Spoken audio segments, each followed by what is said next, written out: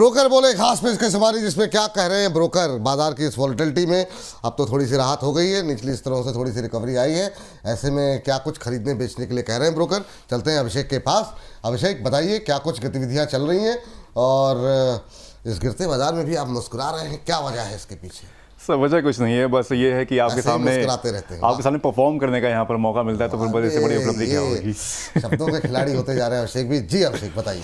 सबसे पहले sir company जो है वो टेलीकॉम सेक्टर की है, भारतीय एयरटेल को लेकर जेफरीज ने यहाँ पर बाय की रेटिंग दी है, और टारगेट प्राइस जो दिया है वो यहाँ पर 2,575 रुपये का दिया है, यानी कि 35% का इसमें अपसाइड पोटेंशियल देखने को मिल सकता है। ब्रोकरेज कह क्या रहा है इसको लेकर? इसमें कहा गया है कि दिसंबर 2025 तिमाही में सेक्टर की जो रेवेन्यू ग्रोथ है वो हाई बेस की वजह से, यानी कि हाई बेस जो है उसकी वजह से यहाँ पर YOY बेसिस पर 9% की इसमें ग्रोथ रही है। वहीं भारतीय एयरटेल का जो ARPU यानी कि एवरेज रेवेन्यू पर शेयर है वो 6% का YOY बेसिस पर यहाँ पर बढ़ा है, जो क्वालिटी सब्सक्राइबर का फोकस भी यहाँ पर दिखाता है। इसके अलावा इसमें कहा गया है कि फाइनेंशियल ईयर 2026-28 के सेक्टर रेवेन्यू में 15% CAGR से बढ़कर ये करीब $44 बिलियन US होने का इसका अनुमान जताया गया है। और आखिर में कहा गया है कि मार्केट शेयर लगभग स्थिर रहने की यहाँ पर उम्मीद जताई गई है। भारतीय एयरटेल मतलब इस समय कहा जा सकता है टेलीकॉम क्षेत्र की, मतलब एक तरीके से दिग्गज कंपनी तो पहले भी थी, लेकिन शेयर प्राइस में भी काफ़ी ज़्यादा उत्साह, जिस तरीके से आरपूज बढ़ रहे हैं। मैम क्या व्यू रहेगा? जेफरीज की तरफ से 2575 का लक्ष्य दिया गया है, आज करीब 2.25% नीचे है। क्या ये गिरावट खरीदारी का मौका हो सकती है भारतीय एयरटेल में? क्या व्यू है आपका? मैं पहले तो इन टारगेट से बहुत अग्री करती हूँ, ये पॉसिबल है। दूसरा जो सवाल है कि क्या इस गिरावट में खरीदारी का व्यू बनाना चाहिए, तो इसको एक रैशनल के साथ समझेंगे हम थोड़ा सा। मार्च 2023 में, यानी आज से 3 साल पहले, ये स्टॉक ट्रेड करता था लगभग 750-800 की रेंज में, यानी 700 से 800 की रेंज में। सिंस देन आज जब हम दोबारा 3 साल के अंतराल में जब हम आज बात कर रहे हैं, तो आज भी ये 143% के गेन पर है। मैं हाई की बात नहीं कर रही हूँ, हाई तो इसका 180 तक गया था, 180% के गेन पर। और इसके साथ ये भी समझ लीजिए कि अब जब इसका हाई के बाद में जो इसमें करेक्टिव मूव आया वो सिर्फ अभी 14% मैक्स हुआ है। Why I explain this all, कि आपको एक अच्छे स्टॉक में उसके ट्रेंड के हिसाब से अपनी इन्वेस्टमेंट प्लान करनी चाहिए। So it is not going to happen like this कि आप आज खरीदेंगे और आपके खरीदते ही ये आपको 2200 या 2,500 दिखने वाला है। ना, that's not going to happen. इस स्टॉक को वापस से एक बार एटलीस्ट 1700-1600 की रेंज टच करनी है, टेस्ट करनी है, और आज ये चल रहा है 1880 पर। So what is the idea कि हम आज बिल्कुल इसको अवॉइड कर दें? नहीं, this is a very good company that जहां पर आप थोड़े थोड़े करके पैसा लगाना शुरू कर सकते हैं, बट सारा पैसा आज मत लगाइए, क्योंकि इसको 1700-1600 के भाव पर एक बार आना है, तो वहां पर आपके पास प्रोविजन नहीं होनी चाहिए कि आप अवॉइड कर सके। चलिए ठीक है, ये बात है। थोड़ा थोड़ा करके खरीदारी करने की सलाह। अगली कंपनी के लिए चलते हैं अभिषेक के पास। अभिषेक बताइए अगली कंपनी कौन सी है? पेंट सेक्टर की सब कंपनी है, और 2 ब्रोकरेज हाउस ने यहाँ पर इनको टारगेट दिया है। नाम है कैंसाई नेरोलैक, यहाँ पर देख सकते हैं।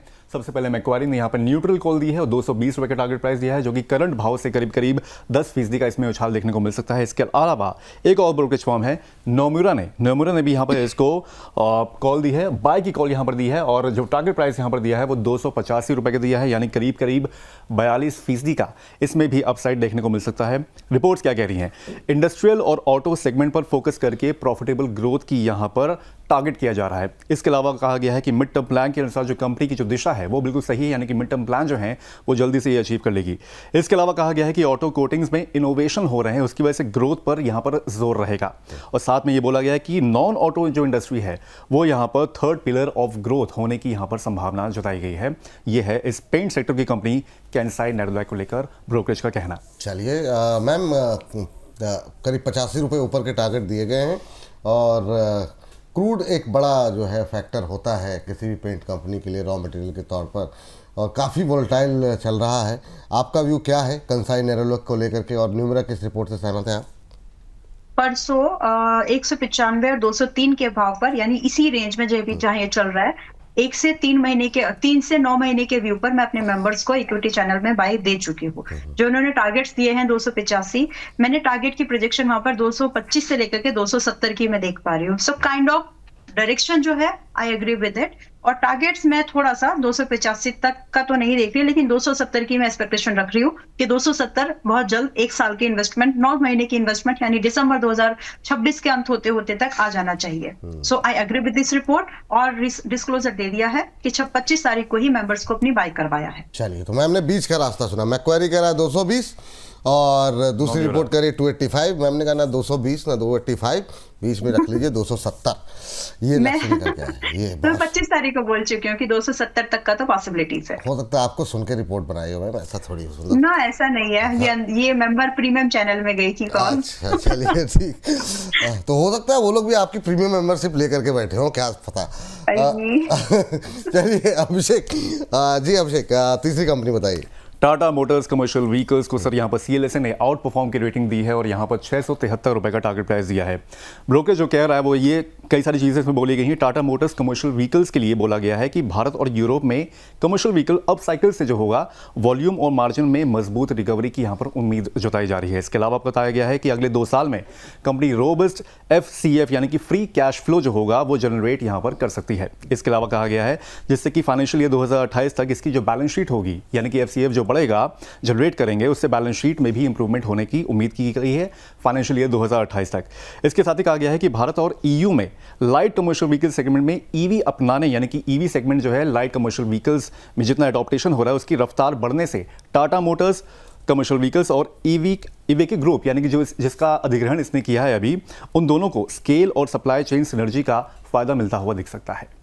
चलिए ठीक है। टाटा मोटर कमर्शियल व्हीकल 673 का टारगेट प्राइस है। मैम सिर्फ लेवल पे बात करेंगे, बाकी के 2 शेयरों पे क्या व्यू है आपका टाटा मोटर कमर्शियल व्हीकल पे, क्या कहना चाहेंगे? I agree with it. मुझे लगा था ब्रेकडाउन होकर के 460-65 मिलना चाहिए, 50 तक मिलना चाहिए, नहीं आया वहां तक। तो वापस से अभी हम लोग इसमें फ्रेश लॉन्ग कर सकते हैं। जो स्टॉप लॉस है यहाँ पर इस बार स्टॉप लॉस 470 का ही मेंटेन करिए, but I very much agree with this report. चलिए ठीक है, एग्री कर रहे हैं और मैम का मानना है कि ये टारगेट देखने को मिल सकते हैं कमर्शियल व्हीकल टाटा मोटर्स का पे जो है आगे आने वाले समय में तेजी देखने को मिल सकती है। अभिषेक बताइए लास्ट कंपनी आज की कौन सी होगी? लास्ट कंपनी जो सर है वो ये है यूटिलिटी सेक्टर की गेल कंपनी और उसको कोटक इंस्टीट्यूशनल इक्विटीज ने सेल की कॉल की है और टारगेट प्राइस जो दिया है वो 145 रुपये का दिया है यानी कि सेल दिया है और नेगेटिव यानी कि 145 रुपये है। करंट भाव से 14.5% का इसमें नेगेटिव रिटर्न मिलेगा यानी कि गिरने के इसमें संभावना है। रिपोर्ट्स कह रही हैं कि गेल ने फाइनेंशियल ईयर 2026 और 27 के लिए जो मार्केटिंग PBT है उसकी गाइडेंस घटाकर यहाँ पर 65 बिलियन कर दिया है, 35 बिलियन कर दिया है, जो कि पहले जो था इनका टारगेट 40 बिलियन और 55 बिलियन के आसपास रखा गया था। अब इसको 35 बिलियन कर दिया गया है। जनवरी 2026 में इंद्रप्रस्थ गैस लिमिटेड यानी कि INGPL टैरिफ रिवीजन के बाद बड़े ट्रिगर्स यहां पर नहीं दिखते हैं।